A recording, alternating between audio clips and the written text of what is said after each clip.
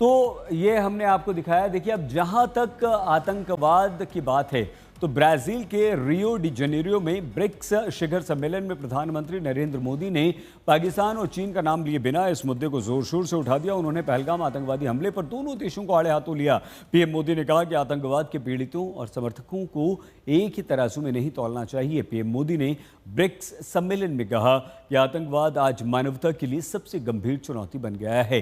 PM Modi ने शांति सुरक्षा के मुद्दों पर बात की। उन्होंने आतंकवाद को मानवता के लिए सबसे बड़ा खतरा बताया और कहा कि आतंकवाद के विरुद्ध कार्रवाई में कोई समझौता नहीं होना चाहिए। ब्रिक्स सम्मेलन में पहलगाम आतंकवादी हमले पर एक साझा बयान भी जारी किया गया है।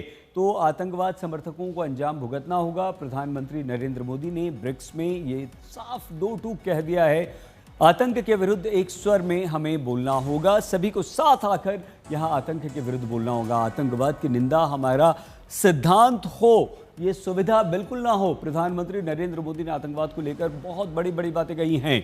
आतंकवाद पूरी दुनिया के लिए खतरा है, मानवता के लिए खतरा है, इसलिए आतंकवाद के विरोध में खड़े होना चाहिए। पहलगाम हमला मानवता पर प्रहार था। आतंकवाद मानवता के लिए बेहद गंभीर चुनौती है। इस गंभीर चुनौती से निपटने के लिए हम सबको मिलना होगा, एकजुट होना होगा। Honorable Prime Minister underlined that terrorism was a grave threat facing humanity.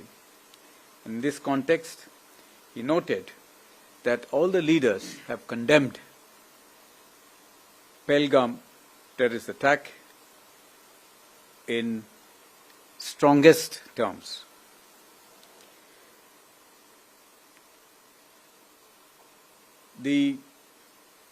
He underlined that the attack, the Pahalgam attack, terror attack, is an onslaught on the entire humanity.